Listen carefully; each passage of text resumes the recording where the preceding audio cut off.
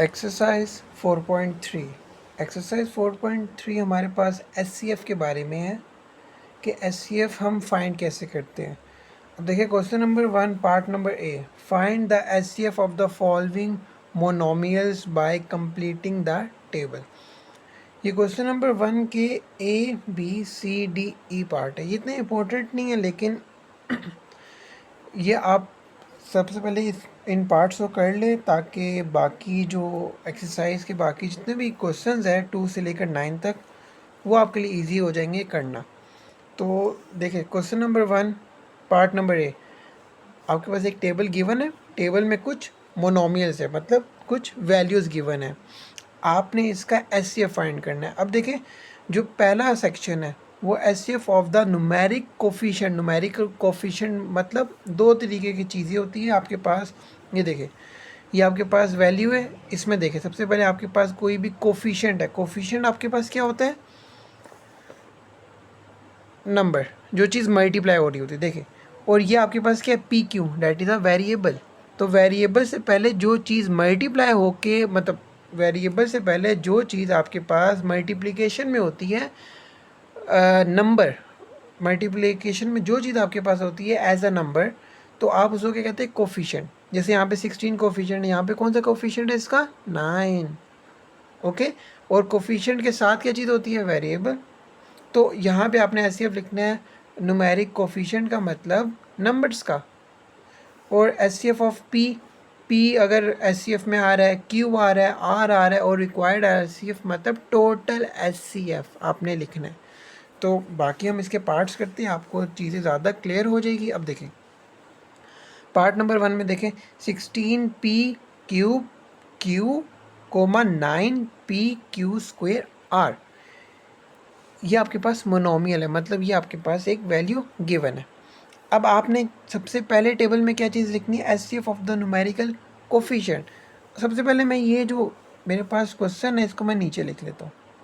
16 P cube Q comma 9 P Q are.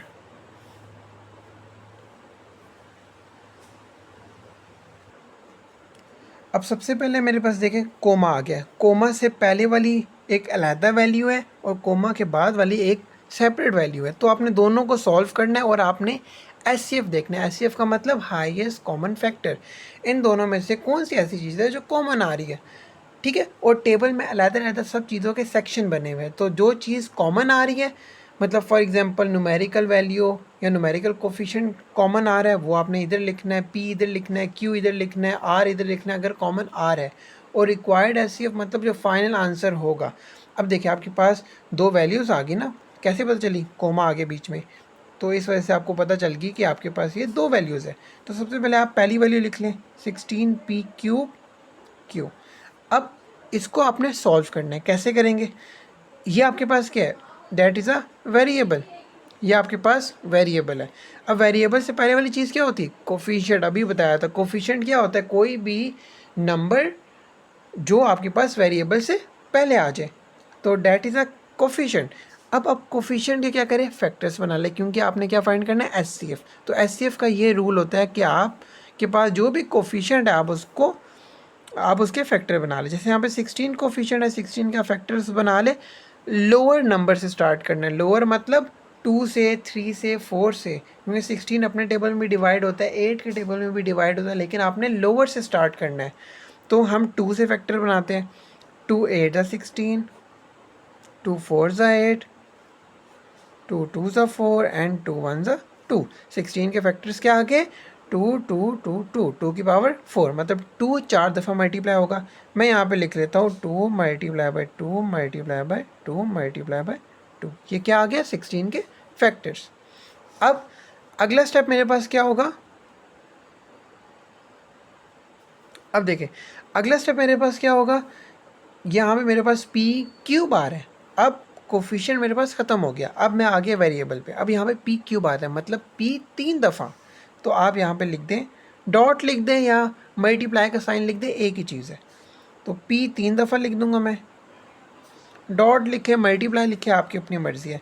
और dot या multiply Q. अब पहली वैल्यू तो हमने सॉल्व कर ली, अब दूसरी वैल्यू की तरफ आ जाते हैं। दूसरी वैल्यू आपके पास क्या है, 9p⁴ r। अब आपने इसको सॉल्व करना है। सबसे पहले क्या करें, कोफिशिएंट के फैक्टर्स बना लें। 9 के फैक्टर्स क्या बनते हैं, यहाँ पे बना रहे थे साइड पे, 3 3 ज़ा 9 एंड 3 1 ज़ा 3, क्योंकि 3 से लोअर फैक्टर कोई है ही नहीं जो 9 को डिवाइड कर सके। स्टार्ट ही 3 से होता है। ओके, तो 3 से मैंने 9 को डिवाइड कर दिया, तो फैक्टर क्या बन गए, 3 मल्टीप्लाई बाय 3, और कोफिशिएंट ख़त्म हो गया। अब आ जाते हैं वेरिएबल के ऊपर। अब p आपके पास p सिंगल है तो मल्टीप्लाई बाय p लिख दें। अब q का स्क्वायर है, मतलब 2 दफ़ा q आ जाएगा, और मल्टीप्लाई बाय r। अब देखें, जब आपने इसको सॉल्व किया तो आपके पास ये फॉर्म बन गई, जब इसको सॉल्व किया आपके पास ये फॉर्म बन गई। अब आपने देखना है कि इसमें कॉमन क्या चीज़ें आ रही है। अब टेबल में देखिए, सबसे पहला सेक्शन क्या है, HCF of numeric coefficient. Numeric coefficient कौन से होते हैं, वो कोफिशिएंट, वो न्यूमेरिक मतलब नंबर्स की फॉर्म। तो यहाँ पे नंबर्स कौन कौन से, 16 और 9। तो वो ये कहना चाह रहा है कि आप एचसीएफ निकालें न्यूमेरिक कोफिशिएंट का, मतलब इन नंबर का आप एचसीएफ निकालें, मतलब इन नंबर में कोई ऐसी चीज़ है जो कॉमन आ रही है। अब देखें 2 2 2 2 और यहाँ पे 3 3, दोनों में से कोई, इसमें और इसमें कोई चीज़ ऐसी तो नहीं है ना, या कोई नंबर ऐसा तो नहीं है ना जो कॉमन आ रहा है दोनों में, नहीं। तो आप इधर स्किप कर देंगे, डैश डाल दे या इसको एम्प्टी छोड़ दे, आपकी अपनी मर्जी। एम्प्टी ना छोड़े, यहाँ पे डैश डाल दे, क्योंकि कोई है ही नहीं, नील है।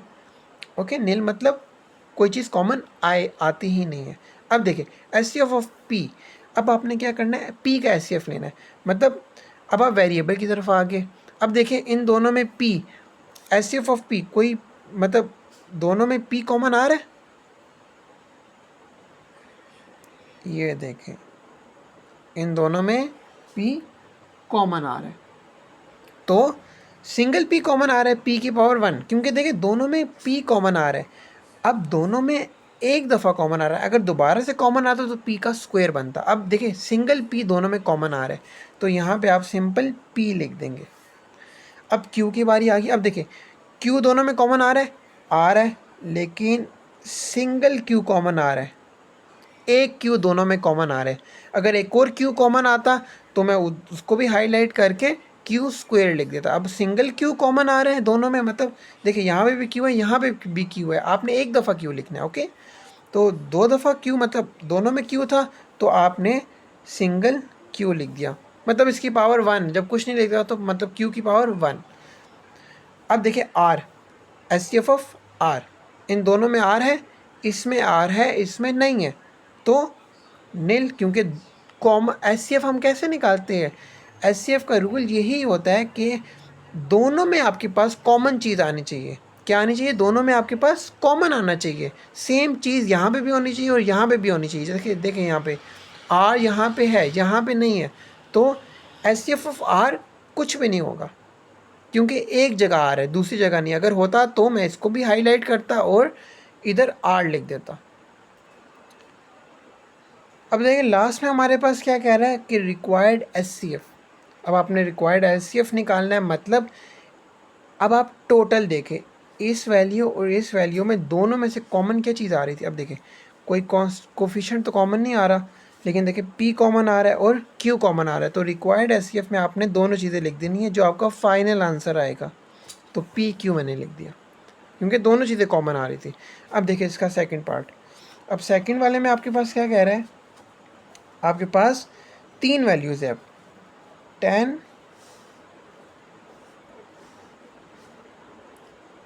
p³ q² r, 5 p² qr, 15 p² qr का स्क्वायर।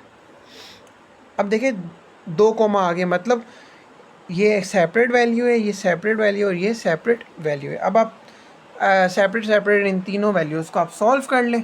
तो इनको सॉल्व करते हैं। सबसे पहले मैं इसको सॉल्व करता हूँ। 10 p³ q² r। तो सबसे पहले कोफिशिएंट के आपने फैक्टर बनाने। 10 के फैक्टर्स क्या होते हैं, 10 के फैक्टर बना लेते हैं, इसको स्मॉलर नंबर से डिवाइड करें, जैसे 2 5 10 एंड 5 1 5, तो 10 के फैक्टर क्या बन गए 2 एंड 5, तो 2 मल्टीप्लाई बाय 5 आपने लिख दिया। अब कोफिशिएंट ख़त्म हो गया क्योंकि कोफिशिएंट के हमने फैक्टर बना दिए।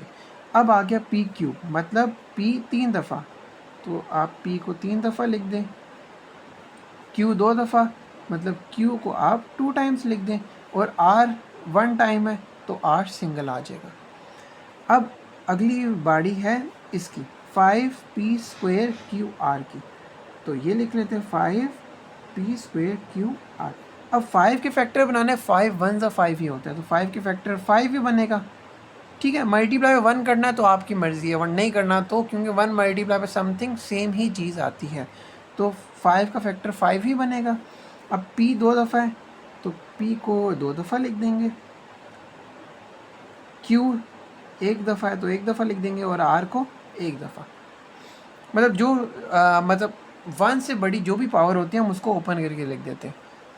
अब देखें आपके पास तीसरी वैल्यू क्या है 15 p² QR², तो 15 यहाँ पे लिख लेते हैं। अब 15 के फैक्टर्स बना लेते हैं। 15 के फैक्टर्स क्या बनेंगे 5 3 दा 15 एंड 3 1 दा 3, तो फैक्टर क्या बन गए 15 के 5 एंड 3। अब देखिए p 2 दफ़ा था तो इसके बाद p हमने 2 दफ़ा लिख दिया, q 1 दफ़ा आ गया, और r का स्क्वायर था तो r 2 दफ़ा आ जाएगा। अब देखें, अब आपने तीनों वैल्यूज़ को सॉल्व कर लिया। अब देखें तीनों में से कोई ऐसी चीज़ है जो तीनों में कॉमन आ रही हो, दोनों में नहीं, हमने HCF निकालना है। अगर क्वेश्चन के अंदर फॉर एग्जांपल अगर 2 वैल्यूज़ गिवन है तो आप दोनों में कॉमन देखोगे। फॉर एग्जांपल अगर क्वेश्चन में 3 वैल्यूज़ गिवन है और आपने इसका HCF निकालना है तो आप तीनों में कॉमन देखोगे। ओके, अब देखो तीनों में कौन सी ऐसी चीज़ है जो कॉमन आ रही हो। सबसे पहले हमने क्या करना है HCF of numeric coefficient, numeric coefficient लिखना है, मतलब कोई भी न्यूमेरिक वैल्यू हमने देखनी है कि तीनों में कोई ऐसी वैल्यू है जो कॉमन आ रही हो नंबर। तो 2 5 5 5 3, तो 5 एक ऐसा नंबर है जो तीनों में कॉमन आ रहा है, तो आप इसको हाईलाइट कर लें, जैसे मैंने इसको हाईलाइट कर लिया क्योंकि 5 तीनों में कॉमन आ रहा है। इसके अलावा कोई और वैल्यू जो तीनों में कॉमन आ रही हो नहीं, तो आपने इसकी जगह क्या लिख देना है 5। इसके बाद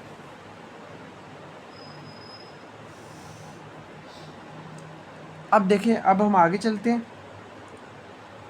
अब वो कह रहा है कि HCF of P, HCF of P, अब P तीनों में कॉमन आ रहा है, आ रहा है तीनों में कॉमन आ रहा है P। एक तो ये P कॉमन आ रहा है तीनों में,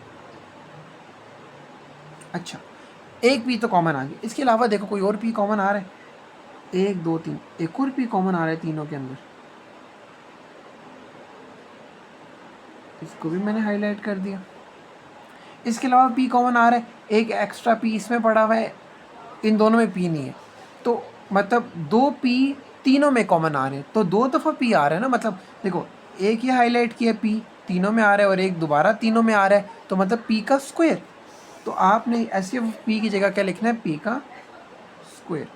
अब HCF ऑफ Q, तो आपने Q को देखना है, Q तीनों में कॉमन आ रहा है और कितनी दफ़ा आ रहा है, तो यहाँ पे भी Q है, यहाँ पे भी Q है और यहाँ पे भी Q है, तो एक Q ऐसा है जो तीनों में आ रहा है। ओके, इसके अलावा कोई और Q नहीं है जो तीनों में आ रहा हो। ओके, एक Q यहाँ पे कोई Q नहीं है, तो सिंगल Q ऐसा है जो तीनों में आ रहा है, तो आपने यहाँ पे Q लिख देना है। अब HCF ऑफ R, R तीनों में कॉमन आ रहा है, हाँ आ रहा है R, और एक R कॉमन आ रहा है, तो आपकी मर्ज़ी, आप इसके साथ बॉन्ड बना लें या इसके साथ बना लें। तो मैंने इस R को इसके साथ बना ले, तो एक R है जो तीनों में आ रहा है। ओके, अब ये वाला एक R एक्स्ट्रा बच गया, लेकिन ऊपर R नहीं है कहीं पे, तो एक ही R तीनों में कॉमन आ रहा है, तो सिंगल R आ रहा है, तो यहाँ पे मैं क्या लिख दूँगा सिंगल R। अब रिक्वायर्ड HCF लिखना है, मतलब रिक्वायर्ड HCF मतलब टोटल HCF लिखना है, जो ऐसी कौन कौन सी चीज़ें जो तीनों में कॉमन आ रही है उनको मिला के लिखो। एक 5 और P 2 दफ़ा आ रहा है और Q 1 दफ़ा आ रहा है और R 1 दफ़ा आ रहा है। तो यहाँ पे इसका HCF क्या आ जाएगा 5P² QR। Date is your final answer. अब देखें, अब हम करते हैं इसका तीसरा पार्ट। तीसरे पार्ट में आपके पास क्या कह रहा है 14P4 QR4 28P³ QR² 7P² QR² 21P² Q²R4। अब आपके पास कितनी वैल्यूज़ है 1 2 3 4, आपके पास 4 वैल्यूज़ है। अब आपने इसका क्या फाइंड करना है HCF। तो HCF अब आपने देखना है कि चारों में से कौन सी ऐसी चीज़ें जो कॉमन आ रही है। अब हम चारों को पहले सॉल्व करते हैं। सबसे पहले मैं सॉल्व करता हूँ 14P4 QR4 को। 14 के फैक्टर्स बना लो सबसे पहले। 14 के फैक्टर्स यहाँ पे बना लेता हूँ। क्या होता है 14 के फैक्टर्स 2 7 ज़ा 14 7 1 ज़ा 7। तो 14 के फैक्टर्स क्या बन गए 2 and 7। तो यहाँ पे लिख दूंगा 2 मल्टीप्लाई बाय 7। कोफिशिएंट के फैक्टर्स बनाए। अब हम आ जाते हैं कांस्टेंट पे। अब देखो P4 है मतलब P 4 दफ़ा मल्टीप्लाई हो रहा है। पावर 4 का मतलब क्या है कि P कितनी दफ़ा मल्टीप्लाई हो रहा है 4 दफ़ा। अब Q सिंगल है मतलब इसकी पावर जब कुछ नहीं होती तो 1 होती है। तो Q पावर 1 का मतलब 1 दफ़ा Q लिखा जाएगा और R 4 है मतलब R 4 दफ़ा लिखा जाएगा। अब इसके बाद किसकी बारी आ जाती है सेकंड वाली टर्म की 28P³ QR²। अब आपने इसको सॉल्व करना है। कैसे सॉल्व करेंगे 28 के क्या बना लें फैक्टर्स। मैं साइड पे बना लेता हूँ। ये सारा काम आपने रफ वर्क में करना है। अब देखिए 28 के फैक्टर्स बना लें। 2 1 ज़ा 2 2 4 ज़ा 8 2 7 ज़ा 14 एंड 7 1 ज़ा 7। तो 28 के फैक्टर्स क्या बनेंगे 2 2 7। तो यहाँ पे लिख दे 2 multiply by 2 multiply by 7 multiply by. अब कोफिशिएंट के हमने फैक्टर बना दिया। अब कांस्टेंट की तरफ आते हैं P³ मतलब P कितनी दफ़ा लिखा जाएगा 3 दफ़ा। इसके बाद Q 1 टाइम लिखा जाएगा और R कितनी दफ़ा लिखा जाएगा स्क्वायर है तो R 2 दफ़ा लिखा जाएगा।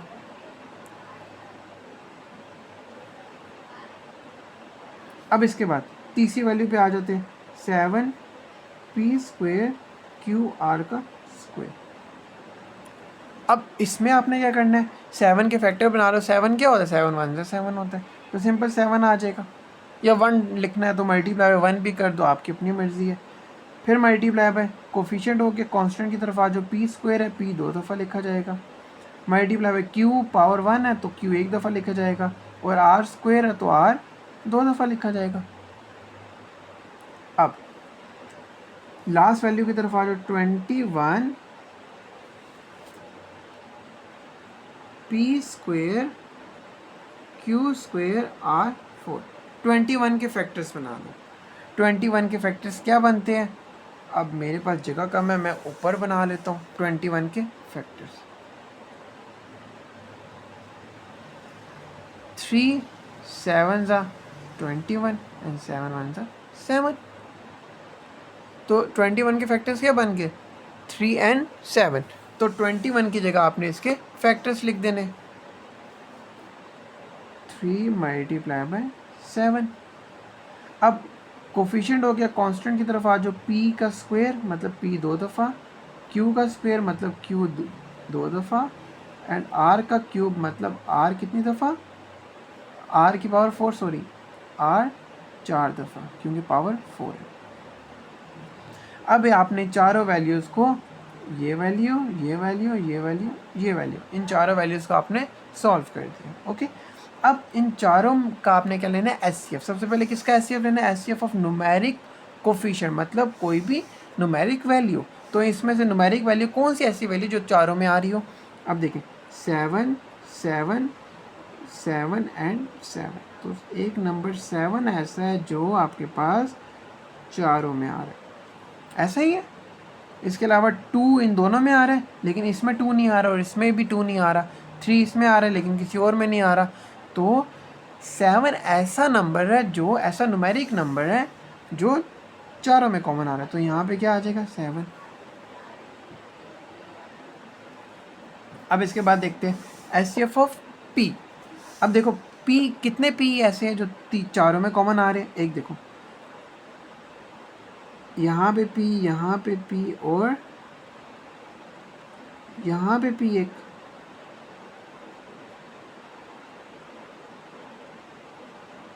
ये पी पी पी पी, एक पी तो कॉमन आ रहा है। इसके अलावा पी देखो, एक और देखो, ये पी, ये पी, ये पी और ये पी। 2 पी ऐसे हैं जो चारों में कॉमन आ रहे हैं। तो ये क्या बनेगा आपके पास, 2 पी है मतलब पी का स्क्वायर। तो यहाँ पे आप क्या लिख दोगे, पी का स्क्वायर। अब एचसीएफ ऑफ क्यू। अब देखो क्यू कितने ऐसे हैं जो चारों में कॉमन आ रहे हैं। अब देखो यहाँ पे तो ऊपर सिंगल क्यू है, यहाँ पे भी सिंगल क्यू है, मतलब एक क्यू ही अगर आएगा तो तीनों में कॉमन आएगा। अगर आएगा तो देख लेते हैं, एक क्यू यहाँ पे, एक यहाँ पे, यहाँ पे भी है, यहाँ पे भी है। तो इसको हाईलाइट कर दो इस तरीके से, मतलब इस तरह हाईलाइट करना कि ज़्यादा गंद भी ना मचे। तो एक क्यू ऐसा है जो चारों में कॉमन आ रहा है। इसके अलावा क्यू यहाँ पे लेकिन ऊपर क्यू नहीं है। तो एक क्यू ऐसा है जो चारों में कॉमन आ रहा है। अब इसके बाद किसकी बारी आ गई, एचसीएफ ऑफ आर। आर का आपने देखना है। अब कितने आर ऐसे जो चारों में कॉमन आ रहे हैं। अब देखो यहाँ पे 4 आ रहा है, यहाँ पे 2 है, यहाँ पे 2 है, यहाँ पे 4 है, मतलब एटलीस्ट 2 आर ऐसे जो चारों में कॉमन आएंगे। तो मैं डायरेक्ट 2 को हाईलाइट कर रहा हूँ। ओके, सिंगल सिंगल को नहीं कर रहा, मैं डबल डबल को हाईलाइट डायरेक्ट कर दिया। 2 2 2 2 मतलब आर का स्क्वायर। तो यहाँ पे मैं क्या लिख दूंगा, आर का स्क्वायर। अब आपने रिक्वायर्ड एचसीएफ देखना है, मतलब ऐसी कौन कौन सी चीज़ें जो चारों में कॉमन आ रही है। टोटल 7, पी 2 दफ़ा, क्यू 1 दफ़ा, आर 2 दफ़ा। तो मतलब इन तीनों को, इन चारों को आपने कंबाइन करके लिख देना है, आंसर सेम ही आएगा। 7 P square Q R square. यहाँ पे भी ये आंसर था ना कि 7 एक दफ़ा, पी 2 दफ़ा, क्यू 1 दफ़ा, आर 2 दफ़ा, मतलब आर का स्क्वायर। तो मैंने इसको कंबाइन करके लिख दिया। That is your question number 1, part number ए। अब देखिए पार्ट नंबर बी में आपके पास क्या कह रहा है, if all common factor with least power of 3 unknown polynomial are. अब 3 अननोन पॉलिनोमियल उन्होंने गिवन दिए हुए, क्या क्या है, 2 की power 2, 3, p q and p plus Q का whole square, then what would be their HCF. मतलब उन्होंने पॉलिनोमियल आपको फाइंड करके दिए हुए, आपने उसका एचसीएफ फाइंड करना है। तो कैसे फाइंड करोगे, जो जो आपके पास मतलब अननोन पॉलिनोमियल गिवन है ना, उन सब को आपने मल्टीप्लाई करना है और उसको कंबाइन करके एक फाइनल आंसर की फॉर्म में लिख देना है। ये आपके पास 3 अननोन पॉलिनोमियल गिवन है। अब आपने क्या फाइंड करना है, आपने फाइंड करना है एचसीएफ, मतलब हाईएस्ट कॉमन फैक्टर। तो कैसे फाइंड करेंगे, जो आपके पास चारों पॉलिनोमियल, मतलब तीनों पॉलिनोमियल है ना, अननोन पॉलिनोमियल, आपने एचसीएफ में हमने क्या किया था पार्ट नंबर 1 में, टोटल मतलब जो हमने डिफरेंट पार्ट्स के आंसर निकाले थे, जो हमने रिक्वायर्ड जो एचसीएफ निकालना था, हमने उसमें क्या किया था, आप देख लेना पहले पार्ट में, इसका ए पार्ट, हमने सब आंसर्स को मल्टीप्लाई करके एक रिक्वायर्ड एचसीएफ फाइंड किया था, जो हमने पार्ट नंबर ए में किया था। यहाँ पे भी एज इट इज सेम है। ये आपके पास डिफरेंट मतलब डिफरेंट रोज़ या कॉलम के ये आंसर्स हैं, आपने इसका एचसीएफ फाइंड करना है। तो क्या करना पड़ेगा, इन चारों आंसर्स को आपने क्या करना है, मिलाकर लिख देना है एक फाइनल आंसर की फॉर्म में। तो आप यहाँ पे लिख दो एचसीएफ इज इक्वल टू 2 की पावर 2 डॉट या मल्टीप्लाई 3 मल्टीप्लाई या डॉट, आपकी मर्ज़ी है। तो एक ही सीक्वेंस रखना है। चलो मैं मल्टीप्लाई रख रहा हूँ, P Q multiply by P plus Q का स्क्वायर। तो इन चारों को आपने कंबाइन करके लिखना है, कंबाइन करके लिख दें H C F is equal to 2 की power 2 that is 4 multiply by 3 multiply by P Q multiply by P plus Q का होल स्क्वायर। 4 3 12, तो इसको फर्दर सिंप्लीफाई कर ले 12 P q and p plus Q का होल स्क्वायर। अब आपने यहाँ पे अगर आपने फार्मूला ओपन करना है तो आप फार्मूला ओपन भी कर सकते हैं। Part number C, write any two polynomials of your choice having HCF as one. वो ये कह रहे हैं कि आप खुद से दो पॉलिनोमियल लिखें जिनका एचसीएफ क्या है, वन है। फॉर एग्जांपल अगर मैं लिखता हूँ, एग्जांपल दे रहा हूँ आपको 2 और 3, फर्स्ट पॉलिनोमियल 2 है, दूसरा पॉलिनोमियल 3 है, तो इसका एचसीएफ क्या आएगा, मतलब 2 1 ज़ा 2 3 1 ज़ा 3, तो दोनों में 1 कॉमन आएगा, तो एचसीएफ आपके पास क्या आ जाएगा, 1। इस तरह वो एग्जांपल वो इस तरह कह रहे हैं कि आप दो पॉलिनोमियल लिखें कोई भी, मतलब जिनमें कोई चीज़ कॉमन आए, 1 कॉमन आए। तो फॉर एग्जांपल अगर मैं इस तरह लिख दूं कि x प्लस वाई का whole square that is first polynomial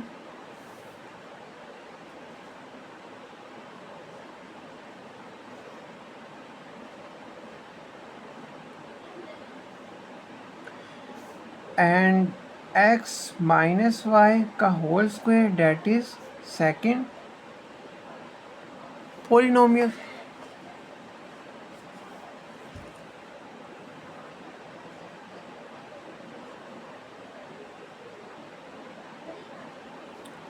okay, अब हम इन दोनों को सॉल्व कर लेते हैं। कैसे? अब देखिए, सबसे पहले आपके पास क्या चीज़ है, x प्लस वाई का होल स्क्वायर है। मतलब स्क्वायर हम क्या करते थे, जब स्क्वायर आता था हम उसको सेपरेट फॉर्म में लिखते थे, मतलब x plus Y and x plus Y, मतलब 2 दफ़ा। और आपके पास माइनस है तो x माइनस वाई का होल स्क्वायर।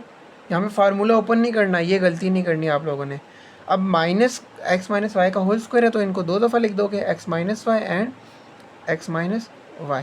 अब दोनों में से कोई ऐसी चीज़ है जो कॉमन आ रही है, यहाँ पे प्लस की टर्म है, यहाँ पे माइनस की टर्म है, नहीं आ रही। मतलब जब नहीं कुछ आ रहा, मतलब 1 तो कॉमन आ रहा है ना, तो ऐसे आपके पास क्या आ जाएगा, डेट इज़ इक्वल टू 1। क्योंकि जब दोनों में से कोई चीज़ कॉमन नहीं आ रही, मतलब दोनों डिफरेंट वैल्यूज़ है, ओके, जब कोई चीज़ कॉमन नहीं आ रही, 1 तो कॉमन आ रहा है ना, तो आप अगर फॉर एग्जांपल मैंने देखो x plus Y multiply by X plus Y multiply 1 लिख दूँ, x minus Y multiply by X minus Y multiply by 1, तो दोनों में से क्या चीज़ कॉमन आ रही है, 1 तो कॉमन आ रहा है।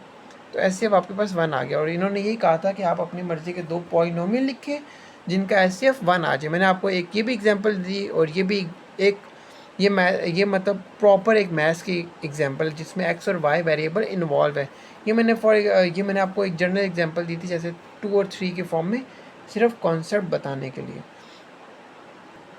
अब इसका डी पार्ट देखें। डी पार्ट में आपके पास क्या कह रहा है, the only common factor of two polynomial is m minus N and the only uncommon मतलब non common factor is m square plus n का square. Can you guess the unknown polynomial. वो ये कहना चाह रहा है कि जो आपके पास कॉमन चीज़ आई है वो m माइनस एन है, जो अनकॉमन है वो ये है। तो आप अननोन पॉलिनोमियल बता सकते हो, मतलब आप एक क्वेश्चन बता सकते हो कि वो कौन सा सवाल था जिससे उन्होंने कॉमन और अनकॉमन निकाला। अब इसको सॉल्व करते हैं। अब यहाँ पे देखिए, कॉमन आपके पास ये था और अनकॉमन ये था। तो सबसे पहले आपने क्या करना है, फॉर एग्जांपल अगर मैं इसको ए का नाम दे दूँ m माइनस एन को, मैं लेट कर रहा हूँ, और b का नाम दे दूँ मैं m minus N and m square plus n का स्क्वायर। अब कुछ बच्चे कहेंगे सर ये आपने वैल्यूज़ कैसे लिख ली। अब देखो, कॉमन फैक्टर मतलब दोनों में कौन सी ऐसी चीज़ है जो कॉमन आ रही है, ये, तो ये किस में आ जाएगा, कॉमन फैक्टर में। अनकॉमन कौन सी ऐसी चीज़ है जो बच गई है, जो कॉमन नहीं आ रही, ये, तो ये अनकॉमन में आ गई। तो आपके पास पॉलिनोमियल क्या बनेगा, आपके पास पॉलिनोमियल ये बनेगा। अगर जिन बच्चों ने पिछले मतलब इसका पार्ट ए बी सी किया हुआ है तो उनको डी में मसला नहीं होगा। अब देखो इनका पॉलिनोमियल कैसे बनेगा, यहाँ पे लिख लो रिक्वायर्ड पॉलिनोमियल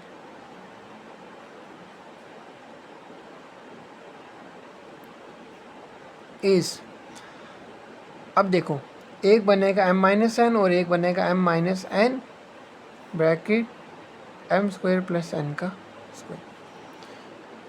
अब गौर से समझो, जो रिक्वायर्ड पॉलिनोमियल हमने निकाला है वो ये बना है। अब फॉर एग्जांपल ये हमारे पास एक सवाल है, इस सवाल को सबसे पहले हम ये पार्ट लिखते हैं फिर ये लिखते हैं, दोनों में हम देखते हैं कॉमन, इसको मैंने यहाँ पे लिखा इसको मैंने यहाँ पे लिखा, दोनों में कॉमन क्या चीज़ आ रही है m माइनस एन, और अनकॉमन क्या आ रहा है m स्क्वायर प्लस n का स्क्वायर।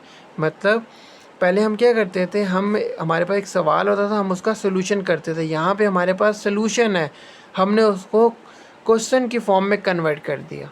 ओके, होप सो यहाँ तक किसी को कोई मसला नहीं होगा। अब देखिए पार्ट नंबर ई में आपके पास क्या कह रहा है कि can you guess HCF of two polynomials X cube plus 5x plus 1 and 1 plus 5x plus X cube without any procedure. मतलब वो ये कह रहा है कि आप इसका HCF बताएं, और विदाउट एनी प्रोसीजर का मतलब ये होता है कि इसको बगैर सॉल्व किए हुए आप इसका HCF बता दें। तो कैसे बताएंगे, यहाँ पे देखें आपके पास पहली वैल्यू ये और दूसरी वैल्यू आपके पास ये है। ओके, अब देखो HCF क्या कहता है हमारे पास कि दोनों वैल्यू सेम होनी चाहिए। फॉर एग्जांपल पहली वैल्यू मैं यहाँ पे लिखता हूँ, लिख दी, दूसरी वैल्यू मैं नीचे लिख लेता हूँ। ओके, अब आपने इसका HCF निकालना है, मतलब कौन सी ऐसी चीज़ है दोनों में सेम आ रही। अब देखो कि यहाँ पे क्या x cube plus 5x plus 1, यहाँ पे क्या 1 plus 5x plus X cube. अगर मैं इसको थोड़ा सा अरेंज करके लिख दूँ नीचे वाली इक्वेशन को या ऊपर वाली को कर दूँ, आपकी मर्ज़ी है। मैं फॉर एग्जांपल नीचे वाली को अगर अरेंज करके लिख दूँ जैसे ऊपर वाली लिखी हुई है x cube plus 5x plus 1, मतलब एक्स क्यूब को मैंने पहले लिख दिया, 5x मिड में ही रहा और ये 1 लास्ट में आ गया, क्योंकि 1 पहले था तो लास्ट में आ गया। मतलब देखो एक्स क्यूब के साथ प्लस था, 5x के साथ प्लस था, 1 के साथ प्लस था, यहाँ पे भी 1 के साथ प्लस था, 5x के साथ प्लस था और एक्स क्यूब के साथ प्लस था। तो मतलब तीनों वैल्यूज़ ऊपर नीचे वाली वैल्यूज़ सब के साथ सेम साइन थे, लेकिन अरेंज डिफरेंट तरीके से हुई हुई थी। ऊपर वाली अरेंज डिफरेंट तरीके से थी, नीचे वाली अरेंज डिफरेंट तरीके से थी। तो मैंने दोनों को, जैसे ऊपर वाली अरेंज थी मैंने नीचे वाली को भी सेम अरेंज कर दिया। तो आपके पास कॉमन क्या चीज़ आ रही है दोनों में, ये चीज़ कॉमन आ रही है ना। तो आपके पास HCF क्या बनेगा, HCF आपके पास बनेगा x cube plus 5x plus 1, और आपने एक नीचे लाइन लिखनी भी है, the two polynomial are same but arrange in different order. मतलब देखो दोनों पॉलिनोमियल आपके पास सेम थे, ये दोनों आपके पास सेम थे, लेकिन ऑर्डर डिफरेंट था। जो ये अरेंज हुए हुए थे ये डिफरेंट तरीके से हुए हुए थे। Okay, the two polynomial are same but arrange, but order is different या अरेंज इन डिफरेंट ऑर्डर, आपकी मर्जी है, बट ऑर्डर आर डिफरेंट या order is different. Okay, the two polynomial are same but their order, their लिख दें, but their order are different. So the required HCF is, यहाँ पे लिख भी दें, so the required HCF is 5x cube plus 5x plus 1. That is your final answer. Question number 2. अब देखिए आपने 2 में क्या करना है, find the HCF of the following by factorisation. आपने क्या करना है, इसको सॉल्व करना है बाय यूजिंग फैक्टराइजेशन। मतलब फैक्टराइजेशन के क्या मेथड होते थे, हमने 4.1 में पढ़ा था। सबसे पहले आप कॉमन देखते हो, उसके बाद अगर कोई फार्मूला लग रहा है फार्मूला लगाते हैं, फार्मूला नहीं लगता तो आपने फिर मिड टर्म की तरफ जाना है। तो सबसे पहले आप देखते हैं कॉमन। अब question number 2, x square plus y का whole square comma x square minus Y. अब ये कोमा आ गया, मतलब ये अलहदा वैल्यू है और ये सेपरेट वैल्यू है। तो आपने इन दोनों को सॉल्व करना है और इसमें देखना है कि एचसीएफ क्या होगा। एचसीएफ होता क्या है, हाईएस्ट कॉमन फैक्टर। आप देखेंगे कि इसमें से क्या चीज़ कॉमन आ रही है और इसमें से क्या चीज़ कॉमन आ रही है, उसको आपने एचसीएफ की फॉर्म में लिख देना है। अब देखिए कोमा आ गया, कोमा के पहले वाली वैल्यू आपने नीचे लिखनी है और इसको आपने सॉल्व करना है। कोमा से पहले क्या आ रही थी, एक्स प्लस वाई का होल स्क्वायर। अब देखिए आपके पास होल स्क्वायर है, यहाँ पे दो तरीके हो सकते हैं। एक आप फार्मूला लगा सकते हैं, कौन सा, ए का square plus 2ab plus B का स्क्वायर। और दूसरा तरीका क्या है कि आप इसको ओपन करके लिख दें। अब आपको रिक्वायर्ड क्या चीज़ है, आपने उसको देखना है। तो आपके पास एक्स प्लस वाई का होल स्क्वायर है, तो अगर आप इधर फार्मूला लगाते हैं ना तो वो भी ठीक है, लेकिन आपने देखना है कि आपको रिक्वायर्ड क्या चीज़ है, आपने इसको किस तरह सॉल्व करें कि आपके पास दोनों एचसीएफ आ जाए। तो मैं फार्मूला लगाने की बजाय इसको सेपरेट लिख सकता हूँ इस तरह, X plus Y and X plus Y. अभी मैं बताता हूँ ये मैंने क्यों लिखा है। और कोमा के बाद वाली वैल्यू मैं इस तरह लिख सकता हूँ, एक्स स्क्वायर माइनस वाई का whole, X square minus Y का स्क्वायर है। ये किसके इक्वल होता था, ये हमारे पास इक्वल होता था ए का स्क्वायर माइनस बी का square, that is equal to A plus B, A minus B. तो मेरे पास ये वाली फॉर्म नीचे गिवन है, तो मैं इसको इस फॉर्म में लिख सकता हूँ। फ़र्क क्या होगा कि ए की जगह एक्स आएगा, बी की जगह वाई। तो X plus Y and X minus Y. जब मैंने इसको सॉल्व किया तो इसका आंसर ये आया, जब इसको सॉल्व किया इसका आंसर ये आया। अगर मैं यहाँ पे फार्मूला ओपन करता तो फार्मूला क्या होता है, ए का square plus 2ab plus B का स्क्वायर। तो इन दोनों में से फिर क्या चीज़ कॉमन आती, कोई चीज़ कॉमन नहीं आती। इस वजह से मैंने फार्मूला ओपन करने के बजाय इसको ब्रेक करके लिख दिया। स्क्वायर था तो एक time and A one time, दोनों को वन टाइम लिख दिया, दोबारा मल्टीप्लाई करूँगा होल स्क्वायर बनेगा। और इसको मैंने फार्मूला ओपन के फॉर्म में लिख दिया। अब देखिए दोनों में से क्या चीज़ कॉमन आ रही है, इसमें से एक्स प्लस वाई और एक्स प्लस वाई दोनों में कॉमन आ रहा है। तो आपने इन दोनों में जो एचसीएफ का मतलब क्या होता है, हाईएस्ट कॉमन फैक्टर। तो एचसीएफ में आप क्या देखते हैं कि दोनों में से आपके पास कॉमन क्या चीज़ आ रही है, एक्स प्लस वाई और एक्स प्लस वाई। तो आपने इसको यहाँ पे लिख देना है, एक्स प्लस वाई आपका आंसर आ गया। इसको कहते हैं एचसीएफ। Part number 3। अब देखिए पार्ट नंबर 3 में आपके पास दोबारा से दो वैल्यूज़ हैं, एक ये और एक ये। कोमा आ गया, अगर दो कोमा आते हैं तो आपके पास हर कोमा के बाद एक वैल्यू होगी। अब यहाँ पे 1 कोमा आ रहा है तो एक ये वैल्यू एक ये वैल्यू। आपने इन दोनों को सॉल्व करना है और इसमें देखना है कि एचसीएफ क्या आएगा, मतलब दोनों में से कॉमन क्या चीज़ आएगी। अब देखें सबसे पहले मैं इसको लिखता हूँ ए माइनस बी का क्यूब। अब इधर भी आप दो तरीके कर सकते हैं, या तो क्यूब को फार्मूला लगा दें। अगर क्यूब को फार्मूला लगाएंगे ना तो आपने देखना है कि आपके पास ये चीज़ बनती है। क्यूब को फार्मूला लगाने के बाद ए माइनस बी का होल क्यूब लगाने के बाद आपके पास ये चीज़, या इसको सॉल्व करने के बाद आपके पास इसका आंसर नहीं बनता। तो इसको बेस्ट तरीका ये है कि आप अगर देखिए ए माइनस बी का होल क्यूब है ना, तो फार्मूला लगाने से अच्छा कि आप इसको 3 दफ़ा लिख दें। ये आपको पता कैसे चलेगा, बार बार प्रैक्टिस करने के बाद आपको पता चलेगा। ओके, क्यूब था, मैंने इसको 3 दफ़ा लिख दिया। अब इसको ले लेता हूँ मैं,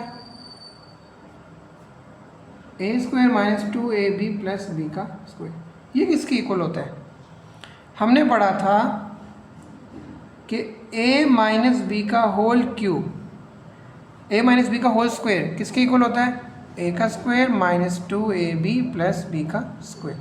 तो ये वाली फॉर्म आपके पास यहाँ पे गिवन है। अगर ये वाली इसके इक्वल है तो ये किसके इक्वल है, इसके इक्वल। तो ये ओपन फॉर्म में लिखा है, मतलब ओपन फार्मूला है। आप इसको क्लोज फार्मूले की फॉर्म में लिख सकते हैं। तो फ़र्क ये होगा कि ए की जगह ए और बी की जगह बी। तो यहाँ पे वैल्यूज़ चेंज नहीं है, ए की जगह ए ही है, बी की जगह बी है। तो आप इसको क्लोज फॉर्म में लिख देंगे, ए माइनस बी का होल स्क्वायर। अब देखिए ये स्क्वायर है तो मैं इसको 2 दफ़ा लिख सकता हूँ, a minus b and a minus b. अब देखिए आपके पास जब इसको सॉल्व किया आपके पास ये आंसर आया। इसको ये फार्मूले क्लोज फॉर्म में लिखा हुआ था, आपने फार्मूले को क्लोज, ये ओपन फॉर्म में लिखा हुआ था तो आपने फार्मूले को क्लोज कर दिया। अब फार्मूला जब आपने क्लोज किया आपके पास a माइनस बी का होल स्क्वायर आया, आपने इसको 2 दफ़ा लिख लिया। अब देखें इन दोनों, इसके और इसके आंसर में से कॉमन क्या चीज़ आ रही है, a माइनस बी 2 दफ़ा है और यहाँ पे भी a माइनस बी 2 दफ़ा है। तो जो आपके पास HCF आएगा, HCF हमारे पास क्या कहता है, हाईएस्ट कॉमन फैक्टर। कि आपने देखना है कि दोनों में कॉमन क्या चीज़ आ रही है। तो यहाँ पे a माइनस बी 2 दफ़ा आ रहा है, यहाँ पे भी 2 दफ़ा आ रहा है, तो आपने लिख देना है a माइनस बी 2 टाइम्स या स्लैश a माइनस बी का होल स्क्वायर। ये दोनों आंसर ठीक है। Question number 4। अब देखिए क्वेश्चन नंबर 4 में आपके पास फिर कोमा आ गया, मतलब ये आपके पास सेपरेट वैल्यू है और ये सेपरेट वैल्यू आपके पास। आपने दोनों को सॉल्व करना है और दोनों के आंसर्स को देखना है कि उन दोनों में कॉमन क्या चीज़ आ रही है। सबसे पहले मैं इसको लिख लेता हूँ, a cube b minus A B का क्यूब। अब देखें फैक्टराइजेशन के स्टेप्स क्या होते हैं। सबसे पहले अब आप क्या देखते हैं, कॉमन देखते हैं। कॉमन तो इन दोनों में से क्या चीज़ कॉमन आ रही है, a और b कॉमन आ रहा है। देखिए यहाँ पे a क्यूब है, यहाँ पे 1a है, तो आप लीस्ट देखते हैं ना, लीस्ट सबसे छोटा। तो यहाँ पे क्यूब है, यहाँ पे सिंगल 1 है, सिंगल a है, a की पावर 1 है, तो एक a कॉमन आ जाएगा। और यहाँ पे b है, यहाँ पे b क्यूब है, तो एक b कॉमन आ जाएगा। जब a भी यहाँ से निकाल लिया तो यहाँ पे क्या बच जाएगा, a का square minus as it is. जब यहाँ से आपने a b को बाहर निकाल लिया तो क्या बच जाएगा, a तो बाहर आ गया, b क्यूब था, एक b बाहर आ गया, तो आपके पास कितने b बच जाएंगे, b का स्क्वायर 2b। इन दोनों में से आपने कॉमन लिया a b, तो यहाँ पे क्या बच जाएगा, a बाहर आ गया एक और b भी बाहर आ गया, तो a स्क्वायर बच जाएगा माइनस a भी बाहर आ गया, b भी बाहर आ गया, तो b का स्क्वायर बच जाएगा। तो आप इसको फर्दर सिंप्लीफाई कर ले, a b as it is. अब ये फार्मूला होता है किसके इक्वल होता है, अभी पढ़ा था, that is equal to a का स्क्वायर माइनस b का स्क्वायर। किसके इक्वल होता है, a का स्क्वायर माइनस b का square, that is equal to a plus b and a minus b। तो आपके पास ये वाली फॉर्म यहाँ पे पड़ी हुई है, आपने इसको ओपन फॉर्म में लिखना है, तो यहाँ पे फार्मूले को ओपन कर दें तो एक दफ़ा प्लस में आ जाएगा, एक दफ़ा माइनस में। अब इसको सॉल्व करते हैं, a5b square minus a square b5। सबसे पहले देखें कॉमन क्या चीज़ आ रही है, यहाँ पे a5 है, यहाँ पे a का स्क्वायर है, तो a स्क्वायर कॉमन आ जाएगा जो दोनों में कॉमन आ रहा है। a5 कॉमन क्यों नहीं लिया, क्योंकि यहाँ पे a5 नहीं a स्क्वायर है, तो जो आपके पास मिनिमम वैल्यू होती है आपने उसको कॉमन लेना है। मतलब यहाँ पे मैक्सिमम 5 है, मिनिमम 2 है, तो मिनिमम आपने वैल्यू बाहर निकाल ली।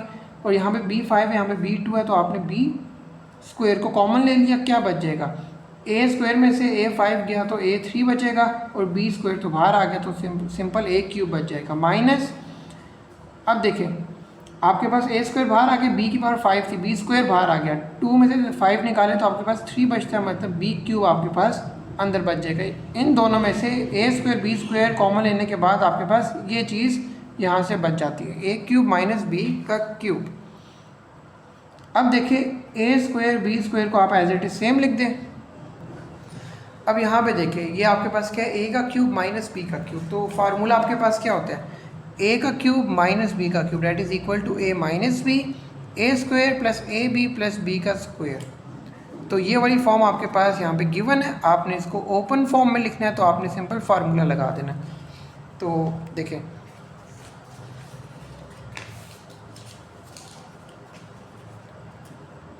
a cube minus B cube किसके इक्वल होता है, a minus B bracket a square plus A B plus B का स्क्वायर। a की मतलब a की जगह a ही है ना, अगर यहाँ पे कोई और वेरिएबल होता तो रिप्लेस कर देता, यहाँ पे b की जगह b ही है तो मैंने सिंपल a b की फॉर्म में लिख दिया। अगर कोई और वेरिएबल होता तो मैं नीचे रिप्लेस कर देता, फॉर एग्जांपल एक्स वाई, तो मैं रिप्लेस कर देता एक्स वाई से। अब देखें इसको सॉल्व करने के बाद आपके पास ये वाला आंसर है, और इसको सॉल्व करने के बाद आपके पास ये वाला आंसर है। अब देखिए दोनों में कॉमन क्या चीज़ आ रही है, अब इन दोनों के आंसर्स को मैं नीचे लिख लेता हूँ। इसका आंसर आपके पास क्या आ रहा था, A B plus A plus B bracket A minus B. इसको सॉल्व करने के बाद इसका आंसर आपके पास क्या आ रहा था, ये आ रहा था, नीचे लिख लिया। इसको सॉल्व करने के बाद आपके पास आंसर क्या आ रहा था, ये आंसर आ रहा था, तो ये आपने नीचे लिख लिया। अब देखो ए का स्क्वायर है, तो इसको मैं इस तरह लिख सकता हूँ ए डॉट ए, मतलब दो दफ़ा ए मल्टीप्लाई होगा तो ए स्क्वायर ही बनेगा। बी का स्क्वायर है तो इसको इस तरह लिख सकता हूँ बी डॉट बी, मतलब दो दफ़ा बी लिख दूँ। और ये वाली चीज़ as it is same, a minus b and a का square plus A B plus B का स्क्वायर। सिंपल मैंने क्या किया कि ए को दो दफ़ा लिख दिया, बी को दो दफ़ा लिख दिया, बाकी चीज़ें एज इट इज़ है। अब देखिए इन दोनों के आंसर्स में कॉमन क्या चीज़ आ रही है, ए कॉमन आ रहा है, दोनों में बी कॉमन आ रहा है, और a plus sorry a minus b and a minus b common आ रहा है। दोनों में कॉमन क्या क्या चीज़ें आ रही है, A B A minus B.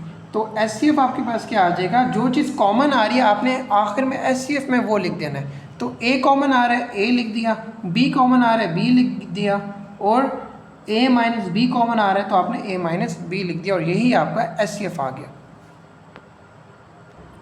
Question number 5। अब देखिए क्वेश्चन नंबर 5 में आपके पास दो वैल्यूज अगेन है, एक ये वैल्यू और एक आपके पास ये वैल्यू है। सबसे पहले आपने फर्स्ट को सॉल्व करना है, तो एक्स स्क्वायर माइनस 49 है। अब देखिए इन दोनों का स्क्वायर बनाएं, एक्स का स्क्वायर डैट इज एक्स का होल स्क्वायर माइनस 49 किसका स्क्वायर होता है, डैट इज 7 का स्क्वायर। तो आपके पास यही फार्मूला बन गया कि ए का स्क्वायर माइनस बी का square that is equal to A plus B A minus B. तो आपने हमें फार्मूले को ओपन कर देना है, ए की जगह आपने x लिखना है, b की जगह आपने 7 लिखना है। तो a प्लस बी मतलब पहले प्लस की फॉर्म में लिखूंगा तो 7 x प्लस 7 एंड फिर माइनस की फॉर्म में लिखूंगा तो x माइनस 7। इसको सॉल्व करने के बाद आपके पास ये आंसर आ गया। अब इसको सॉल्व करते हैं, तो आपने क्या करना है, इसकी फैक्टराइजेशन करनी है। तो फैक्टराइजेशन 3 तरीके की होती है, पहले कॉमन देखते हैं, फिर फार्मूला, फिर मिड टर्म ब्रेक। इधर कॉमन कोई चीज़ आ सकती है, नहीं। फार्मूला कोई लग सकता है, नहीं। मिड टर्म ब्रेक हो सकती है, यस। तो मिड टर्म ब्रेक हम कैसे करते हैं, फर्स्ट का कोफिशिएंट और लास्ट से कांस्टेंट को मल्टीप्लाई करते हैं। फर्स्ट में क्या है, जब कुछ नहीं होता तो 1 होता है, 1 मल्टीप्लाई बाय 21 दैट इज 21। 21 के फैक्टर्स बना ले, तो 7 3 ज़ा 21 एंड 3 1 ज़ा 3। फैक्टर्स आपके पास क्या आ गए, 7 एंड 3। अब इनको प्लस माइनस करें और 4 आना चाहिए, तो -7 प्लस 3 आपके पास आंसर क्या आएगा, डैट इज इक्वल टू -4। अब आपने ये नहीं करना कि 7 माइनस 3, तो आपके पास आंसर 4 आएगा, आपको चाहिए -4, तो आपको बड़ी वैल्यू के साथ माइनस का साइन लगाना है। अब इस 4 की जगह इसकी मिड टर्म ब्रेक लिख देते हैं, X square as it is, 4 की मिड टर्म ब्रेक क्या है, -7x plus 3x minus 21 as it is. -4 की मिड टर्म ब्रेक कर दी -7x प्लस 3x में, ओके। मल्टीप्लाई करें 7 3 ज़ा 21, प्लस माइनस करें तो आपके पास -4 आ रहा है। तो इस तरह हम मिड टर्म ब्रेक करते हैं। अब देखिए पहले दोनों में से कॉमन क्या चीज़ आ रही है, x, क्या बच जाएगा, x माइनस 7। दूसरी दोनों में से क्या चीज़ कॉमन आ रही है, 3, तो x माइनस 3 7 ज़ा 21। अब आप दोनों ब्रैकेट को मिला के लिख लें, x माइनस 7, और इन दोनों ब्रैकेट के कोफिशिएंट्स को आपने मिला के लिख देना है, that is your required answer. अब इन दोनों के, अब देखिए इन दोनों में सेम क्या चीज़ आ रही है, इसका आंसर ये और इसका आंसर आपके पास ये, दोनों आंसर्स में सेम क्या चीज़ आ रही है, x minus 7 and x minus 7। तो आपके पास एस क्या आ गया, जो चीज़ कॉमन आती है, हाईएस्ट कॉमन फैक्टर। तो हाईएस्ट कॉमन फैक्टर जो दोनों में कॉमन आ रहा है वो क्या आ रहा है, x माइनस 7। तो आपने इसको एक दफ़ा लिख देना है x माइनस 7, दो दफ़ा नहीं लिखना। जो चीज़ कॉमन आ रही है, क्योंकि देखिए दोनों में एक ही चीज़ सेम आ रही है ना, तो आपने उसको सिर्फ एक दफ़ा एस में लिख देना है कि that is x minus 7। Question number 6। अब देखिए क्वेश्चन नंबर 6 को आपने फैक्टराइज करना है। कोमा है, मतलब पहली वैल्यू आपने अलग से सॉल्व करनी है, और कोमा के बाद वाली जो दूसरी वैल्यू है वो आपने अलग से सॉल्व करनी है, और इन दोनों के बीच में देखना है कॉमन क्या चीज़ आ रही है। जो चीज़ कॉमन आ रही है वो आपने एस में लिख देनी है। अब देखिए सबसे पहले फैक्टराइज करने के क्या तरीके होते हैं। सबसे पहले आप देखते हैं कोई चीज़ कॉमन आ रही है, नहीं आ रही, कॉमन नहीं आ रही, कोई फार्मूला लग सकता है, नहीं लग सकता। मिड टर्म ब्रेक हो सकती है, यस हो सकती है। मिड टर्म ब्रेक कैसे करते हैं, फर्स्ट का कोफिशिएंट लास्ट का कांस्टेंट दोनों को मल्टीप्लाई करते रहो। 12 1 ज़ा 12, 12 के आपने फैक्टर्स बनाने हैं, 3 4 ज़ा 12 एंड 2 2 ज़ा 4 एंड 2 1 ज़ा 2। अब ये आपके पास 3 फैक्टर्स बन गए। इसमें से आपने ऐसे दो नंबर निकालने कि जिनको प्लस माइनस करने के बाद आपके पास 1 आए, मतलब x के साथ जब कुछ नहीं होता, x के साथ जब कुछ नहीं होता तो 1 होता है। तो इधर से आप 3 नंबर निकालें, फॉर एग्जांपल 3 एंड 2 2 ज़ा 4। 3 -3 + 4, तो आपके पास आंसर क्या आता है, डेट इज़ 1। ओके, क्योंकि आपको +1 चाहिए तो बड़ी वैल्यू के साथ आपने प्लस का साइन लगाना है। तो +1x के फैक्टर्स क्या बन गए, -3 + 4। तो आपने इसकी जगह मिड टर्म की जगह आपने ये दो वैल्यूज़ लिख देनी है और 12x²। अब देखिए मिड में आपके पास क्या वैल्यू है, 1x। इसके फैक्टर्स आपने क्या बनाए थे जो इसकी मिड टर्म ब्रेक की थी, डेट इज इक्वल टू -3 + 4, तो -3x + 4x -1 as it is same.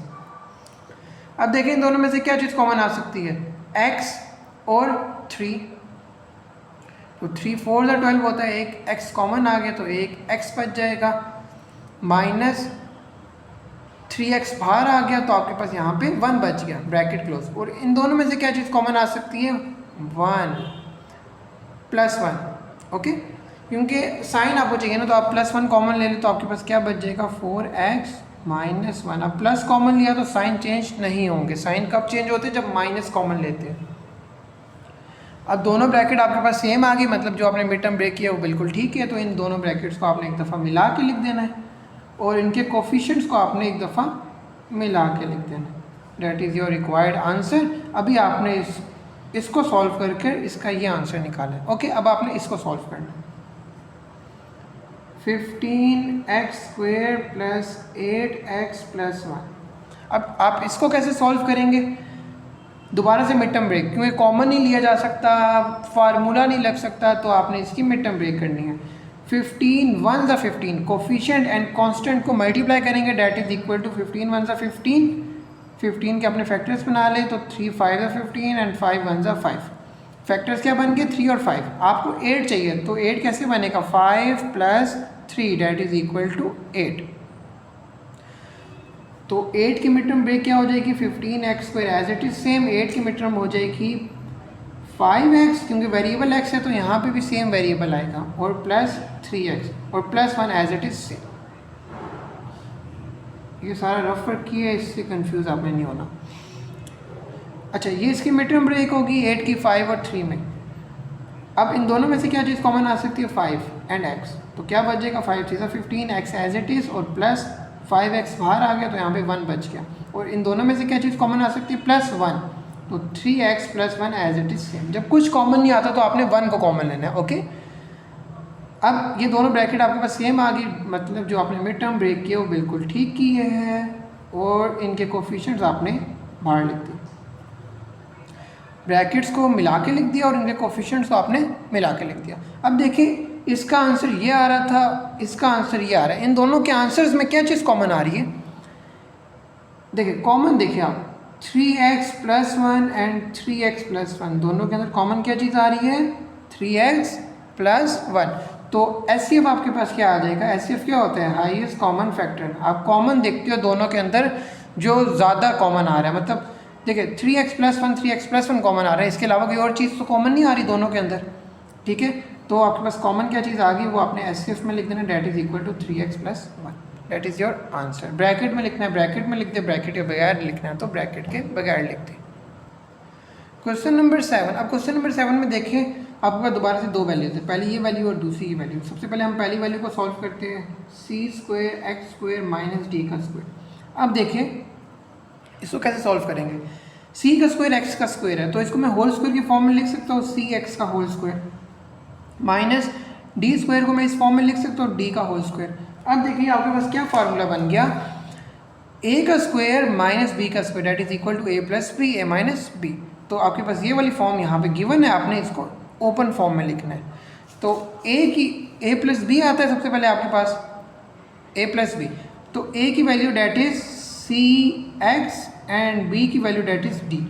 तो पहले आपने प्लस की फॉर्म में लिखना है, a + b की फॉर्म में, a की वैल्यू प्लस b की वैल्यू, और माइनस में अब आपने लिखना है तो a की वैल्यू माइनस b की वैल्यू। ये आपके पास आंसर आ गया इसका।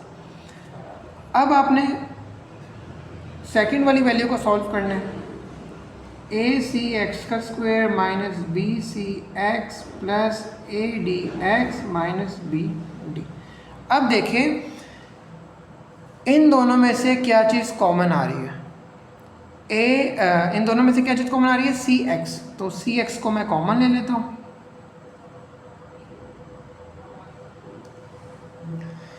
इन दोनों में से मैंने क्या चीज़ कॉमन ले ली? C of x, c and x. अब देखिए सी एक्स जब कॉमन आ गया तो यहाँ पे क्या बच गया? ए बच गया और आपके पास एक्स बच गया, क्योंकि एक एक्स तो बाहर आ गया। माइनस इन दोनों में से कॉमन लिया, इसमें से और इसमें से क्या कॉमन लिया? सी एंड एक्स। जब सी एक्स यहाँ से कॉमन लिया तो ए एक्स बच गया, वो लिख दिया। माइनस सी एक्स कॉमन लिया तो बी बच गया, तो यहाँ पे मैंने बी लिख दिया। अब इन दोनों में से क्या चीज़ कॉमन आ सकती है? A d x, b d. इन दोनों में से क्या चीज़ कॉमन आ सकती है? डी। तो इन दोनों में से आपने क्या कॉमन लेना है? डी। तो प्लस डी कॉमन ले लिया, क्योंकि प्लस का साइन था तो मैंने यहाँ पे प्लस ही लिख दिया। अगर माइनस होता तो यहाँ पे माइनस लिखता। अब यहाँ इन दोनों में से मैंने डी कॉमन ले लिया। जब डी कॉमन ले लिया तो यहाँ पे क्या बच जाएगा? ए एक्स। तो ब्रैकेट में ए एक्स लिख दिया। माइनस अब बी डी थी वैल्यू, तो आपने डी कॉमन ले लिया तो आपके पास बी बच गया। अब देखिए ये दोनों ब्रैकेट आपके पास सेम आ गई, मतलब जो आपने कॉमन लिया है ये मिड टर्म जैसे ही फॉर्म बन गए। तो आपके पास ये दोनों ब्रैकेट सेम आ रही है, तो मिड टर्म में आप क्या करते थे? ये मिड टर्म जैसे ही फॉर्म बन गई है, तो दोनों ब्रैकेट जब सेम आती थी तो आप उनको एक दफ़ा लिख देते थे मिलाकर। तो ए एक्स माइनस बी को आपने एक दफ़ा लिख दिया, और इनके जो भी कोफिशिएंट्स आ रहे हैं, अगर ये दोनों ब्रैकेट सेम है तो इनके कोफिशिएंट भी सेम होने चाहिए ना। तो इन दोनों के कोफिशिएंट को, अगर इन दोनों ब्रैकेट को आपने मिलाकर लिखा है तो इन दोनों के कोफिशिएंट्स को भी आपको मिलाकर लिखना पड़ेगा।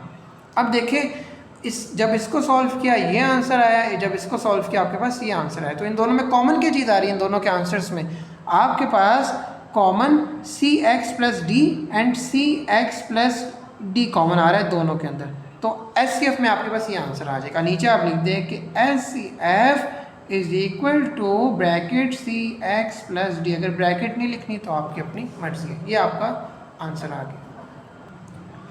Question number 8। अब देखिए क्वेश्चन नंबर 8 में आपके पास 3 वैल्यूज़ है, कैसे पता चलेगा? अब 2 कॉमा आ गए ना, तो मैंने क्या बताया था कि कोमा वाली, जो कोमा से पहले वाली वैल्यू होगी वो पहली वैल्यू होगी, कोमा के बाद वाली वैल्यू दूसरी वैल्यू, और यहाँ पे कोमा के बाद एक और वैल्यू आ गई तो तीसरी वैल्यू, मतलब 2 कोमा आ गए ना।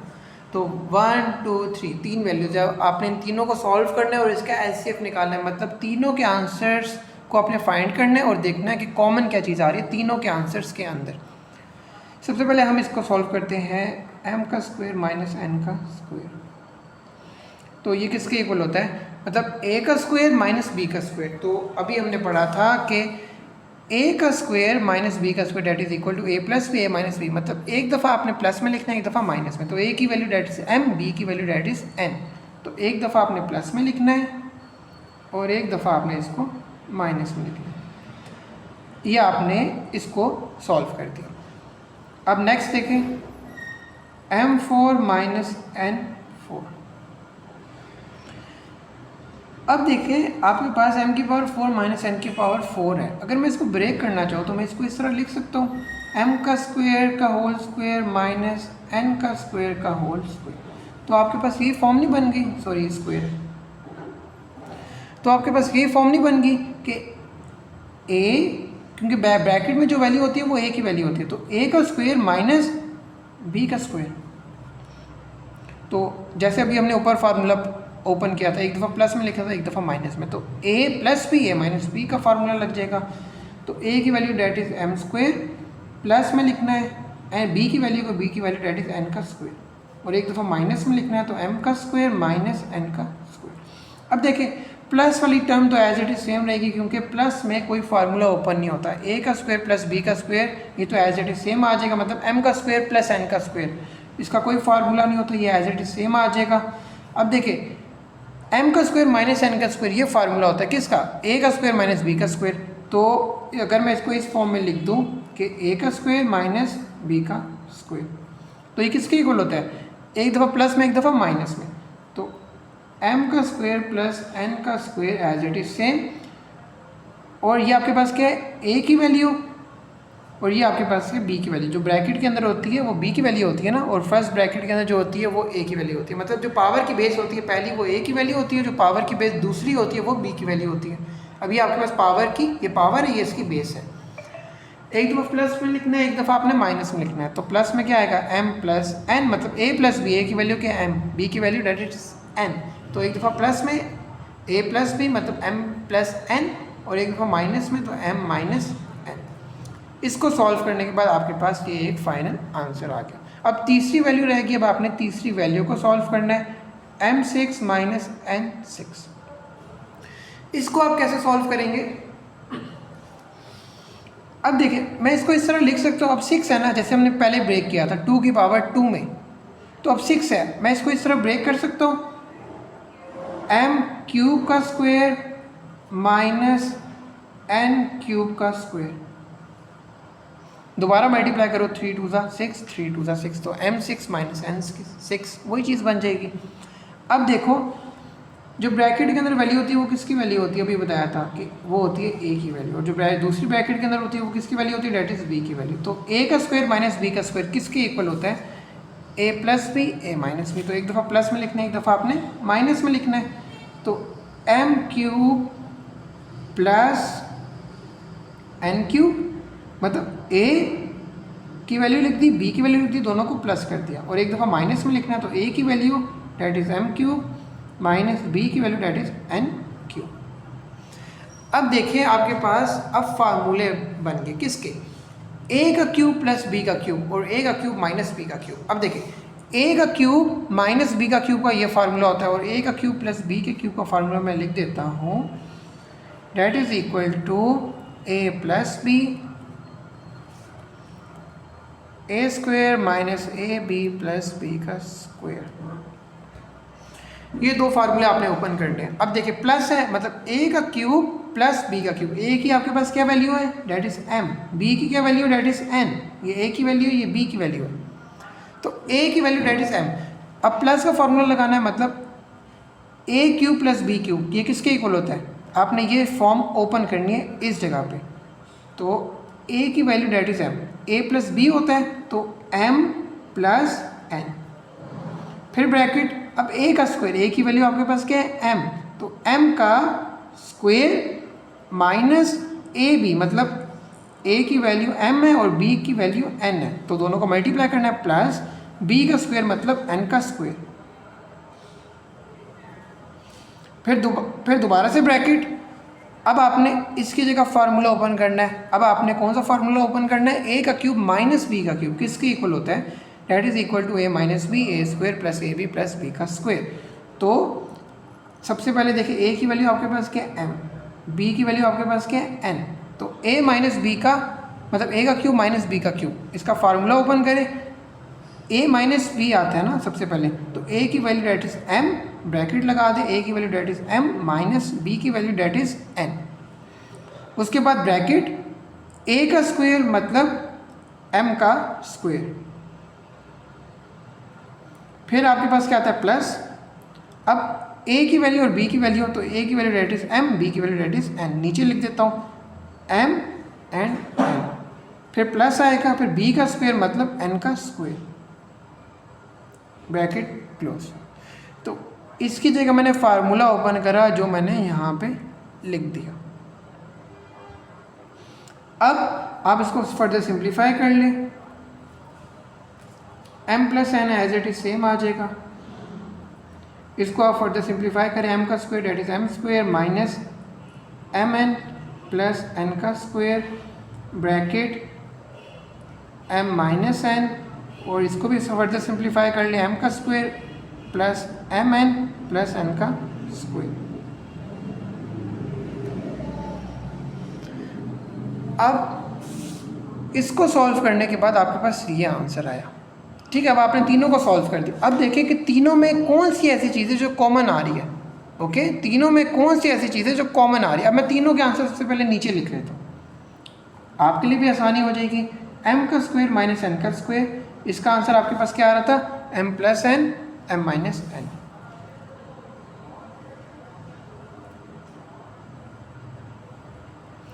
अब m4 माइनस n4 का आंसर क्या आ रहा था,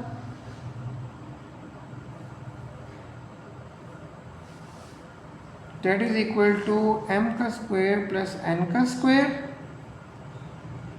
m plus n and m minus n। और लास्ट m6 माइनस n6 का आंसर क्या आ रहा था ये, तो आपने सारा आंसर लिख लेना है कि m6 माइनस n6 का आपके पास आंसर क्या आ रहा था, m plus n m square minus m of n plus n square and m minus n m square plus m n plus n का स्क्वेयर। मैंने तीनों के आंसर्स को नीचे लिख दिया। अब देखिए तीनों के आंसर में कौन सी ऐसी टर्म्स आ रही है जो कॉमन है, m plus n, m plus n और m प्लस n, तीनों में कॉमन आ रही है ना।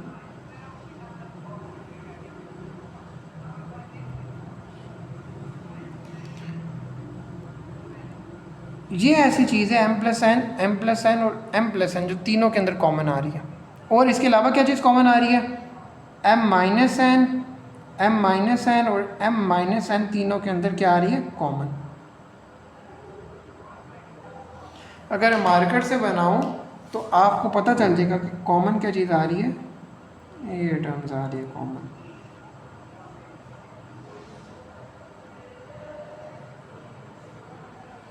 तो अगर आप इस तरह कॉमन निकालेंगे तो आपके लिए कन्फ्यूजन नहीं होगी।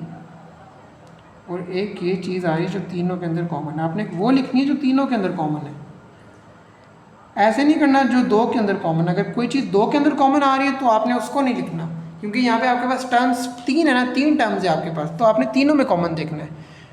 तो एचसीएफ में आपके पास दो चीज़ें ऐसी है जो कॉमन आ रही है, एक m प्लस n तीनों में कॉमन आ रहा है और एक m माइनस n तीनों में कॉमन आ रहा है। तो एचसीएफ में आपने दोनों लिख देना है, m plus n and m minus n। ये आपके पास आंसर आ गया। अगर इसको फर्दर सॉल्व करना है तो देखिए m plus n m minus n क्या होता है, ये a plus B a minus B की फॉर्म है, तो वो किसके इक्वल होता है, a का स्क्वायर माइनस b का स्क्वायर। अगर मैं इसको क्लोज करके लिखना चाहूँ तो a की वैल्यू डेट इज m का स्क्वायर माइनस b की वैल्यू n डेट n का स्क्वायर। तो ये वाला भी आपके पास आंसर ठीक है, ये वाला भी आपके पास आंसर ठीक है। Question number 9। अब देखिए क्वेश्चन नंबर 9 में आपके पास दोबारा से तीन वैल्यूज़ है, फर्स्ट सेकंड एंड थर्ड। आपने तीनों को सॉल्व करना है और देखना है कि तीनों में कॉमन क्या चीज़ आ रही है। सबसे पहले मैं पहली वैल्यू लेता हूँ a x का square plus 2a square x plus a का क्यूब। अब देखें इन तीनों वैल्यूज़ में से कॉमन मतलब सबसे पहले देखें फैक्टराइज करना है ना, तो फैक्टराइज के तीन स्टेप होते हैं। सबसे पहले आपने देखना है कॉमन, कोई चीज़ कॉमन आ रही है इस टर्म में से, तीनों में से कोई चीज़ कॉमन आ रही है, a तो सिंगल a कॉमन आ जाएगा, ठीक है। तो x स्क्वायर यहाँ पे बच जाएगा, यहाँ से प्लस 2ax, क्योंकि एक a बाहर आ गया तो एक a बच जाएगा, प्लस a का क्यूब था, एक a हमने बाहर कॉमन ले लिया तो a का स्क्वायर आ गया। फैक्टराइज करने के तीन स्टेप होते हैं, दोबारा से बता रहा हूँ। सबसे पहले आपने कॉमन देखना होता है, उसके बाद आपने फार्मूला लगाना होता है, और तीसरा स्टेप मिड टर्म ब्रेक होती है, और चौथा स्टेप भी होता है जो हमने 4.1 में किया था, कंप्लीटिंग फार्मूला। अब सबसे पहले हमने देखना है कोई चीज़ कॉमन आ रही है, ए कॉमन आ रहा है, ए को कॉमन ले लिया, उसके बाद ए एज इट इज सेम। अब देखिए ये अंदर फर्दर सॉल्व हो रहा है। अब देखिए अगर मैं इसको इस तरह लिखूँ, एक्स का होल स्क्वायर और लास्ट का whole square that is A का स्क्वायर, फार्मूले में क्या होता है, प्लस 2a की वैल्यू लिखी जाती है, ए की वैल्यू क्या है यहाँ पे x, b की वैल्यू क्या है डेट इज a। तो अगर दोबारा से मैं इसको मल्टीप्लाई करूँ, मेरे पास ये वाली चीज़ बन रही है, x का स्क्वायर a का स्क्वायर 2xa या ax a की चीज़ है। तो अब देखिए आपके पास ये वाली चीज़ किसके इक्वल है, that is equal to a का square plus 2ab plus b का स्क्वायर। तो ये किसके इक्वल होता है, a प्लस b का होल स्क्वायर। तो मैं अगर ये वाली चीज़ इसके इक्वल है और ये इसके इक्वल है तो मैं इसको इस फॉर्म में लिख सकता हूँ। तो a एज इट इज़, और ये वाला फार्मूला ओपन फॉर्म में है तो मैं इसको क्लोज फॉर्म में लिख दूंगा, a प्लस बी का होल स्क्वायर। तो a की value that is x, b की वैल्यू डेट इज a, और दोनों प्लस हो रहे हैं, मतलब प्लस का फार्मूला क्लोज हो रहा है और इसका होल स्क्वायर। अब होल स्क्वायर आ गया तो मैं इसको दो दफ़ा लिख दूंगा, x plus a and x plus a। अब सेकेंड वाली वैल्यू देखिए आप, 2ax का square minus 4a square x minus 6a का क्यूब। अब आप इसको सॉल्व करें, कैसे सॉल्व करेंगे, सबसे पहले देखिए इसमें कोई चीज़ कॉमन आ रही है आपके पास, तो सबसे पहले आप कॉमन देख लें। कॉमन आपके पास क्या आ रहा है, 2a, इन तीनों में कॉमन क्या चीज़ आ रही है, 2a। अब देखिए 2 टू सब में टू आता है, ये टू के टेबल में आते हैं ना सारे, और ए तीनों में कॉमन आ रही है, ठीक है। तो 2a कॉमन ले लिया, ये जब यहाँ से 2a कॉमन आ गया तो एक्स स्क्वायर बच गया माइनस, अब जब 4 में से 2 कॉमन आ गया तो 2 बच गया। अब एक a कॉमन ले लिया था, यहाँ पे a का स्क्वायर था तो सिंगल a बच गया और x as it is same, और माइनस अब 2 3 का 6 होता है, 2 कॉमन ले लिया तो 3 बच जाएगा, एक a हमने बाहर ले लिया तो कॉमन, तो जो 3 में से 1 निकाले तो a स्क्वायर बच जाता है। तो कॉमन लेने के बाद आपके पास ये वाली टर्म बच जाती है। अब आपने क्या करना है, अब इसकी आपने करनी है मिड टर्म ब्रेक। फार्मूला लगा ले, फार्मूला कैसे है, फार्मूला नहीं लग सकता, जैसे भी हमने ऊपर फार्मूला लगाया था ना वो नहीं लग सकता, क्यों, फर्स्ट का स्क्वायर और लास्ट का स्क्वायर, 3 का कोई स्क्वायर नहीं होता, ठीक है, तो इस पर फार्मूला नहीं लग सकता। फिर आपने इसकी मिड टर्म ब्रेक देखनी है।